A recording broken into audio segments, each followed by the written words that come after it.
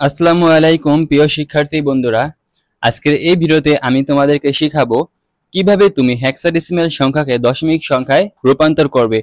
তো আজকে আমি তোমাদেরকে টোটাল 4টা উদাহরণের মাধ্যমে বুঝাবো, যার ফলে তোমার পরীক্ষায় অর্থাৎ পূর্ণ সংখ্যা দিয়ে দিলেও পারবে এবং ভগ্নাংশ দিয়ে দিলেও তুমি করতে পারবে, এবং তোমাকে যদি পূর্ণ সংখ্যা এবং ভগ্নাংশ সংখ্যা দুটোটা দিয়ে দেয় তাহলে তুমিও পারবে। এখন আমি তোমাদেরকে সবার ফার্স্টে 4 নাম্বার উদাহরণটা করাবো, কারণ যে 4 নাম্বার উদাহরণটা বুঝতে পারবা সে 3 নাম্বার 2 নাম্বার 1 নাম্বার সবই কি তুমি করতে পারবা। তাহলে চলো আমরা এটাকে সমাধান করি। এখানে দেখতে পাচ্ছ আমাদেরকে একটি হেক্সাডেসিমাল সংখ্যা দিয়েছে। এই যে দেখতে পাচ্ছ না 16, এটা কি হেক্সাডেসিমালের বেস বা ভিত্তি। তাহলে আমাদের এখানে কি বলছে 4D, আর এটা কি পয়েন্ট, যেটা এটাকে আমরা কি বলি রেডিক্স পয়েন্ট। আর এখানে কি আছে 3C। আমাদেরকে এটাকে বলছে হেক্সাডেসিমাল আছে, তোমাকে দশমিক সংখ্যায় রূপান্তর করো। তাহলে আমরা যখনই এরকম দেখব আমরা সমাধান করার জন্য ফার্স্টে একটি কি করব, সমান চিহ্ন দিব। সমান চিহ্ন দেওয়ার পর এই যে এখানে যে প্রশ্নটা থাকবে সেটা তুলে নিব। তাহলে আমাদের এখানে কি আছে 4D পয়েন্ট 3C। ভাইয়া এই পয়েন্টটাকে আমরা কি বলি রেডিক্স পয়েন্ট। আর তোমরা সবাই জানো এটা একটা পজিশনাল সংখ্যা পদ্ধতি, এটা হলো পূর্ণাংশ। আর এই যে দশমিক সহ এই 3C এটা হলো কি ভগ্নাংশ। আর ভাইয়া আমাদের এই যে এখানে বেসটা কি আছে, বেসটা তুমি এখানে দিয়ে দিবে, বেসটা আছে কি 16। এখন ভাইয়া আমরা তাহলে কি করব, এই যে ভাইয়া এখানে তুমি আইটি সমান চিহ্ন দিবে। সমান চিহ্ন দেওয়ার পর ভাইয়া এই যে আমাদের কিসে রূপান্তর করতে বলছে হেক্সাডেসিমাল থেকে দশমিকে। তাহলে আমাদের এই যে হেক্সাডেসিমাল বেস কত ভাইয়া, এই যে এখানে 16 আছে না, এই প্রত্যেকটা সংখ্যাকে তুমি ফার্স্টে 16 দ্বারা গুণ করবে। তাহলে আমরা যদি 4 এর সাথে 16 গুণ করি 4 গুণন 16। আর ভাইয়া আমরা যখন এক সংখ্যা থেকে আরেক সংখ্যায় যাব তখন একটি যোগ চিহ্ন দিব। তারপর ভাইয়া এখানে কি থাকবে ডি গুণন, তাহলে কি ভাইয়া 16। আর ভাইয়া এই যেখানে দেখতে পাচ্ছ না দশমিক, তুমি কি এখানে দশমিক দিবে না, তোমার এখানে দশমিক দেওয়ার কোনো প্রয়োজন নেই। দেখবে আমরা যখন আনসার বের করব তখন একটি দশমিক এমনিতেই বের হয়ে যাবে। তাহলে এখানে আমরা কি দিব, একটি যোগ চিহ্ন।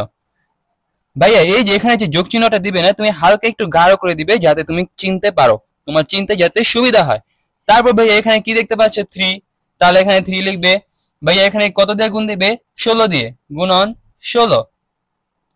তারপর ভাইয়া আমরা এক সংখ্যা থেকে আরেক সংখ্যা গেলে কি করি যোগ করি, তাহলে এখানে একটি যোগ চিহ্ন দিবে। তারপর ভাইয়া এই যে এখানে দেখতে পাচ্ছ না সি, তাহলে তুমি এখানে লিখবে সি গুণন, এই যে ভাইয়া এখানে বেসটা কত 16, তাহলে তুমি এখানে হেক্সাডেসিমালের বেসটা লিখে দিবে 16। এই সবগুলা গুণ করার পর আমরা কি করব, আমরা যখন দেখব পূর্ণ সংখ্যা এই যে ডি দেখতে পাচ্ছি না, ওই যে আমি তোমাদেরকে বললাম না যে যোগ চিহ্নটা একটু গাঢ় দিতে, এই যে এই পূর্ণ সংখ্যাটা তোমাদের বোঝার জন্য। পূর্ণ সংখ্যার উপর তোমার পাওয়ার কি দিবে 60 পাওয়ার 0, তারপর কি হবে 60 পাওয়ার 1। আমাদের যদি আরো কিছু সংখ্যা থাকতো তাহলে আমরা কি দিতাম 60 পাওয়ার 2। আমাদের যেহেতু আর কোনো সংখ্যা নেই সেজন্য আমরা এখানে 60 পাওয়ার 1 পর্যন্ত থেমে গেছি। আর এই যে ভগ্নাংশ সংখ্যা দেখতে পাচ্ছ, ভগ্নাংশ সংখ্যা তুমি বাম দিক থেকে ডান দিকে যাবে, আর এই পূর্ণ সংখ্যা তুমি কি করবে ডান দিক থেকে বামে আসবে। তাহলে আমরা ভগ্নাংশ সংখ্যায় যদি বাম দিক থেকে ডানে যাই তাহলে কি হবে 60 পাওয়ার -1, তারপর কি হবে 60 পাওয়ার -2। তারপর আমরা এই যে এখানে একটি সমান চিহ্ন দিয়ে দিলাম। দেওয়ার পর এই যে ভাইয়া এই 4 এর 4 এখানে লিখবে, এই গুণের গুণ দেবে। আর ভাইয়া আমরা 16 পাওয়ার 1, 16 পাওয়ার যদি আমরা 1 করি তাহলে দেখো কি আসে, দেখতে পাচ্ছ 16 পাওয়ার যদি আমরা 1 করি 16 আসবে। তারপর ভাইয়া এই যে এখানে দেখতে পাচ্ছ যোগ চিহ্ন, এই যোগ চিহ্নটা এখানে দিয়ে দিবে। আর ভাইয়া এই যে এখানে দেখতে পাচ্ছ না ডি, আমাদের এখানে হেক্সাডেসিমালের বেসগুলো আমাদের সাথে পরিচিত হতে হবে। আশা করি তোমরা সবাই এগুলা জানো। 0 1 2 3 4 5 6 7 8 9 10, তারপর কি 11 12 13 14 15। তাহলে ভাইয়া এই যে 0 থেকে 15 পর্যন্ত টোটাল সংখ্যা কয়টা 16টা, কিন্তু এই 9 পর্যন্ত ঠিক থাকবে, 10 হয়ে যাবে এ, 11 হয়ে যাবে বি, 12 হয়ে যাবে সি, 13 হয়ে যাবে ডি, 14 হয়ে যাবে ই, 15 হয়ে যাবে এফ। তাহলে আমাদের এখানে কি আছে ডি। তাহলে ডি আমাদের কি, এই যে এখানে দেখতে পাচ্ছি 13 এসে হলো আমাদের ডি, তাহলে আমরা এখানে 13 লিখবো। তারপর এই গুণের গুণ চিহ্ন দিয়ে দিব। তারপর আমরা জানি কোনো সংখ্যার উপর পাওয়ার শূন্য থাকলে তার মান হয় 1। এটা আমরা কোথা থেকে শিখেছি? ক্লাস 9-10 এর ম্যাথ বইয়ের সূচক ও লগারিদম অর্থাৎ অধ্যায় 4। তারপর ভাইয়া এই যোগ চিহ্নটা এখানে যোগ চিহ্ন দিয়ে দিবে, আর ভাইয়া এই 3 দিবে, এই গুণ চিহ্নের গুণ চিহ্নটা দিয়ে দিবে, আর পাওয়ার -1। এখন তুমি কি করবে? এই যে ভাইয়া এই পাওয়ার -1 দেখতে পাচ্ছ না, এই মাইনাসের কাজটা তুমি আগে করবে। তুমি মাইনাস মানে কি 1 ভাগ, মাইনাস মানে কি 1 ভাগ, আর আমাদের যেটা থাকবে সেটা লিখে দিব। তাহলে এই মাইনাসের জন্য আমরা 1 ভাগ দিছি, তাহলে থাকে 1, তাহলে আমরা পাওয়ার 1 লিখে দিব। তারপর এই যোগ চিহ্নটা দিয়ে দিব। আর ভাইয়া এই যে আমরা দেখতে পাচ্ছি এই যে সি হচ্ছে হলো কত 12, তাহলে আমরা এই সি এর পরিবর্তে আমরা কি লিখতে পারি 12। তাহলে 12 এই গুণের গুণ দিয়ে দিবে। আর ভাইয়া এই যে এখানে দেখতে পাচ্ছ 16 পাওয়ার -2, আমরা জানি মাইনাস মানে 1 ভাগ, তাহলে 16 পাওয়ার যদি আমরা 2 দেই, তারপর ভাইয়া এই যে এখানে কি করবে, এখানে একটি সমান চিহ্ন দিয়ে দিবে। সমান চিহ্ন দেওয়ার পর এই যে ভাইয়া তুমি 4 রে 16 দ্বারা কি করবে, গুণ করবে। তাহলে 4 রে যদি আমরা 16 দ্বারা গুণ করি তাহলে আসে হইলো 64। কত? 64। তারপর ভাইয়া এই যে এইখানে যোগ চিহ্ন দিয়ে দিবে। আর ভাইয়া আমরা যদি 13 কে যদি 1 দ্বারা গুণ করি তাহলে কত আসবে? 13। তারপর ভাইয়া এই যোগ চিহ্ন দিবে। এখানে ভাইয়া তুমি দেখতে পাচ্ছ 3 গুণন 1/3 পাওয়ার 1। আমরা জানি কি এই 3 এর নিচে 1 আছে, তাহলে তুমি এই যে ভাইয়া এই এখানে তুমি 3 কে যদি 1 দ্বারা গুণ করো তাহলে কত হয় 3। এই 3 কে এই 1 দ্বারা গুণ, তাহলে কত হয় 3। আর ভাইয়া এই যে এখানে দেখতে পাচ্ছ পাওয়ার 1, আমরা যদি 60 পাওয়ার 1 করি তাহলে কত আসে? দেখো 60 এর পাওয়ার 1 দেখতে পাচ্ছ 16 আসছে, তাহলে তুমি এখানে 16 লিখে দিবে। তারপর ভাইয়া এই যোগ চিহ্ন দিবে। তারপর ভাইয়া এই যেখানে দেখতে পাচ্ছ 12 কে যদি আমরা 1 দ্বারা গুণ করি তাহলে কত আসবে ভাইয়া 12। আর ভাইয়া এই যে ভাইয়া এখানে দেখতে পাচ্ছ কি 16 পাওয়ার 2, তাহলে ভাইয়া আমরা যদি 16 এর পাওয়ার 2 দেই, দেখতে পাচ্ছ ভাইয়া 256 আসছে। তাহলে এখানে আমরা 256 কি করব, লিখে দিব। তারপর এখানে সমান চিহ্ন দিয়ে দিব। তারপর ভাইয়া আমরা যদি এই 64 কে 13 দ্বারা যোগ করি তাহলে কত হয় 77, তাহলে আমরা এখানে 77 লিখব। তারপর ভাইয়া এই যোগ চিহ্নটা দিব।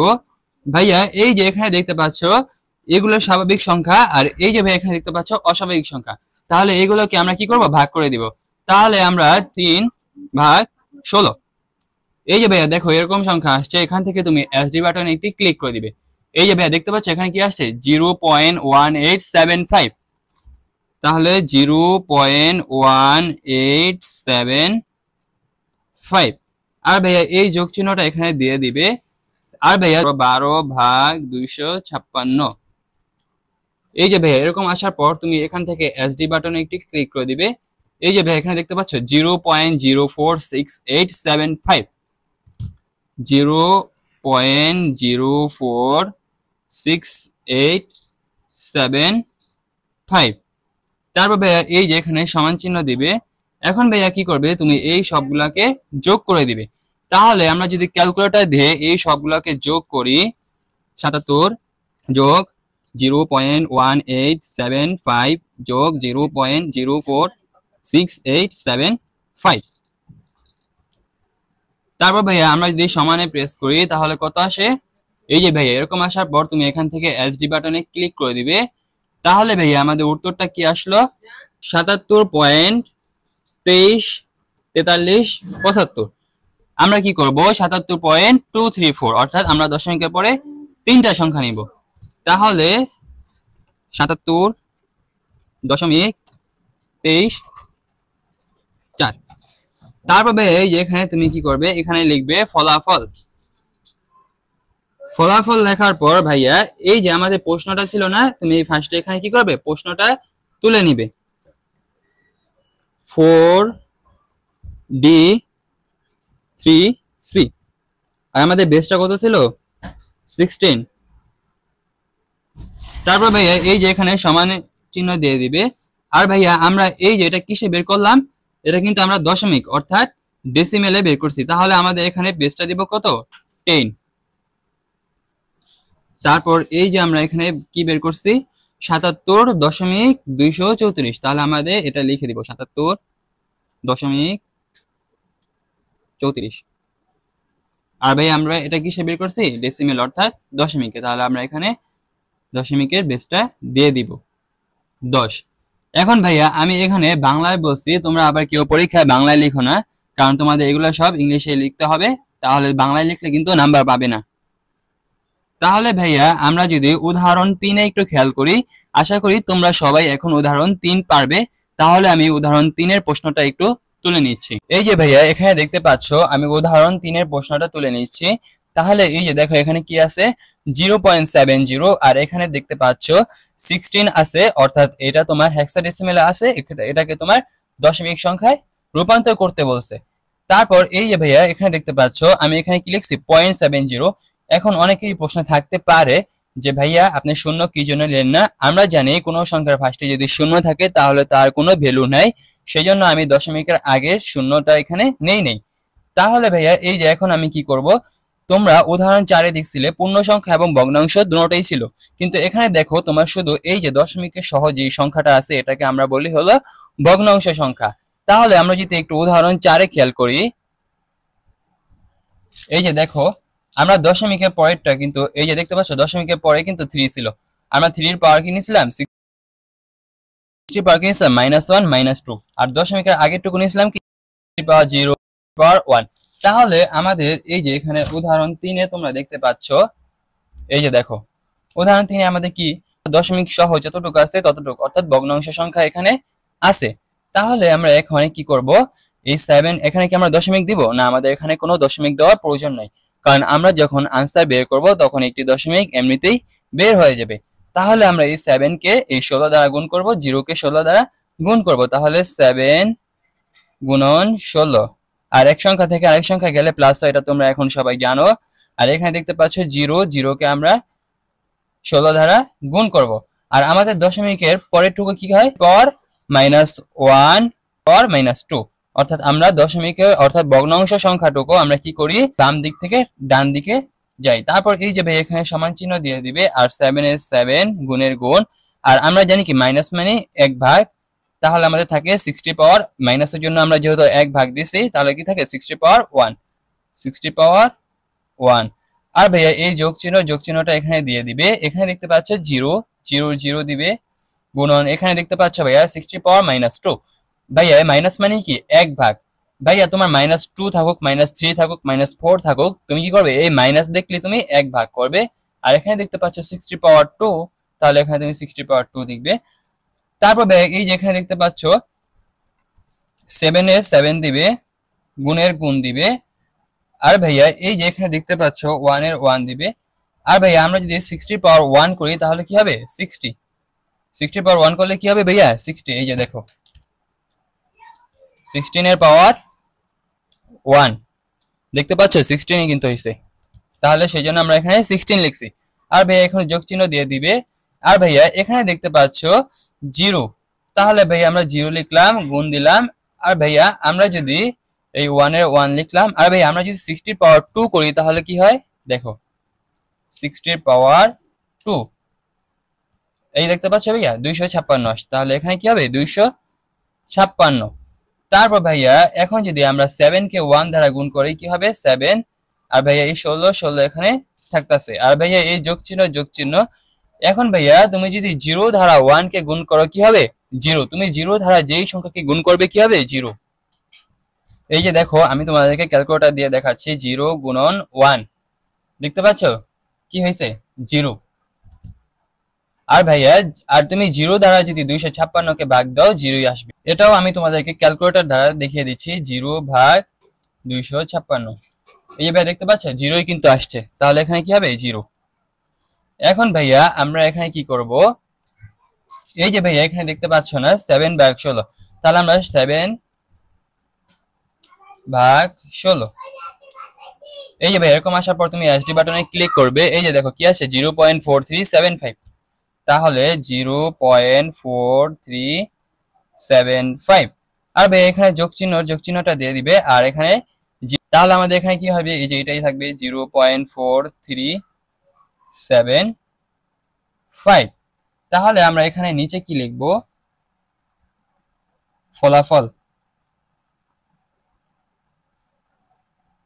ফলাফল লেখার পর এই যে ভাই এখানে দেখতে পাচ্ছ প্রশ্নটা, এখানে প্রশ্নটা তুলবে 0.70 লেখার পর ভাইয়া এই যে এখানে ভাইয়া আমাদের এটা কিসে ছিল, হেক্সাডেসিমেলে। এই যে দেখো, দেখতে পাচ্ছ ভাইয়া হেক্সাডেসিমেলে বেস কত, 16। তাহলে আমরা এখানে কি করব, 16 লিখব। লেখার পর ভাইয়া এই যে এখানে সমান চিহ্ন দিব। দেওয়ার পর এই যে ভাইয়া দেখতে পাচ্ছ না, আমরা এই মানটা বের করছি, এটা আমরা কিসে বের করছি, দশমিকে। সেই জন্য এখানেও 10 দিব আর এই মানটাই এখানে লিখে দিব। তাহলে 0.4375। আর ভাইয়া আমরা এই যে এখানে দেখতে পাচ্ছ 10 বেসটা দিছি, তাহলে আমরা এখানে 10 দিব। আশা করি ভাইয়া তুমি এখন তোমার পরীক্ষায় যেটাই আসুক না কেন পারবে। এখন ভাইয়া আমি তোমাদেরকে শুধু দেখাবো, শুধু যদি পূর্ণ সংখ্যা দিয়ে আসে তাহলে তুমি কিভাবে করবে। আশা করি তোমরা সবাই পারবে, সেহেতু আমি তোমাদেরকে দেখিয়ে দিব। আর উদাহরণ 2 আমি দেখানোর পর উদাহরণ 1 সেম একই রকম, উদাহরণ 1 তোমরা করার চেষ্টা করবে। এই যে এখানে দেখতে পাচ্ছ উদাহরণ 2 আমাদেরকে কি বলছে, 3b 16 মানে হেক্সাডেসিমেল আছে, তোমাকে দশমিক সংখ্যা রূপান্তর করতে বলছে। তো এখানে দেখতে পাচ্ছ তোমার পূর্ণ সংখ্যা আছে, অর্থাৎ দশমিক যেটাকে আমরা রেডিক্স পয়েন্ট বলি, রেডিক্স পয়েন্ট নাই, সেহেতু এটা কি পুরোটা পূর্ণ সংখ্যা আছে। তাহলে আমরা কি করব, ফার্স্টে এটাকে এখানে তুলে নিব। তুলে নেওয়ার পর আমরা এখানে কি করব, 3 কেও 16 দ্বারা গুণ করব, b কেও 16 দ্বারা গুণ করব। তাহলে 3 গুণন 16, আর এক সংখ্যা থেকে আরেক সংখ্যা গেলে যোগ চিহ্ন দিতে হয়। আর এখানে দেখতে পাচ্ছ বি, তাহলে ভাইয়া বি গুণন 16। তারপর ভাইয়া এই যে এখানে দেখতে পাচ্ছ এটা কিন্তু পূর্ণ সংখ্যা, তাহলে পূর্ণ সংখ্যার সময় আমরা পাওয়ার কিন্তু ডান দিক থেকে বামে আসি। তাহলে কি হবে, 60 পাওয়ার 0, 60 পাওয়ার 1, 60 পাওয়ার হবে 0, 60 পাওয়ার হবে 1। তারপর এই যে এখানে দেখো আমরা যদি এই 3 লিখি আর গুণের গুণ চিহ্ন দেই, 60 পাওয়ার যদি আমরা 1 করি 60 হবে। তোমাদেরকে আগেও ক্যালকুলেটর দিয়ে করিয়ে দেখাচ্ছি, এখনো তোমরা কেউ চাইলে ক্যালকুলেটর দিয়ে করে দেখতে পারো। তারপর এই যে এখানে যোগ চিহ্নটা দিবে। আর ভাইয়া আমরা জানি হেক্সাডেসিমেলে বি এর মান হচ্ছে হলো, আমরা জানি 10 হয়ে যায় হলো এ আর 11 হয়ে যায় হলো বি। তাহলে আমাদের এখানে কি হবে, 11। আর ভাইয়া এখানে গুণের গুণ দিবে। আর ভাইয়া এখানে দেখতে পাচ্ছ 16 এর পাওয়ার 0, কোন সংখ্যার পাওয়ার 0 হলে তার মান হয় 1। এটা আমরা সূচক ও লগারিদমে 9 10 এর ম্যাথ বইয়ে শিখেছি। তারপর ভাইয়া এখন যদি আমরা 3 কে যদি 16 দ্বারা গুণ করি তাহলে আসবে হলো 48। তাহলে আমরা এখানে 48 লিখব। লেখার পর এই যে এখানে দেখতে পাচ্ছ যোগ চিহ্নটা দিব। আর আমরা যদি 11 কে 1 দ্বারা গুণ করি আমরা জানি 11ই আসবে। তাহলে ভাইয়া আমরা যদি 48 আর 11 যোগ করি তাহলে কত আসবে, 59। তাহলে ভাইয়া আমরা এটা কিসে রূপান্তর করলাম, দশমিকে। আর আমরা জানি দশমিকে বেস কত, 10। তাহলে আমরা এখানে কি করব, 10 দিয়ে দিব। তারপর এখানে আমরা লিখব ফলাফল লেখার পর এই যে এখান থেকে আমরা প্রশ্নটা তুলব 3b, এখানে আমাদের বেসটা কত, 16। তাহলে 16 এখানে সমান দিব। সমান দেওয়ার পর এই যে আমরা একটা দশমিকে বের করলাম, তাহলে এর মানটা কি 59। আর দশমিকে বেসটা কত, 10। তাহলে আমরা এখানে 10 দিব। এই তো ভাইয়া তুমি বুঝতে পারছো না। এখন ভাইয়া উদাহরণ 1 সেম, উদাহরণ 1 তোমরা করবা। এই যে ভাইয়া এখানে দেখতে পাচ্ছ উদাহরণ 1, এই উদাহরণ 1টা তুমি করবে। আশা করি তোমার কোনো প্রবলেম হবে না। আর যদি তুমি এটাকে সমাধান করতে না পারো, ডেসক্রিপশন বক্সে আমার ফেসবুক পেজের লিংক দেওয়া আছে, সেখানে তুমি আমাকে মেসেজ করতে পারো অথবা এই ভিডিওর কমেন্ট বক্সে তুমি আমাকে কমেন্ট করতে পারো। আজকের ভিডিও এই পর্যন্তই। পরবর্তী ভিডিওতে আমরা শিখব কিভাবে তুমি বাইনারি থেকে অক্টাল সংখ্যা নির্ণয় করবে। তো সেই ভিডিওর আমন্ত্রণ জানিয়ে আজকের ভিডিও থেকে এখানেই বিদায় নিচ্ছি। আল্লাহ হাফেজ।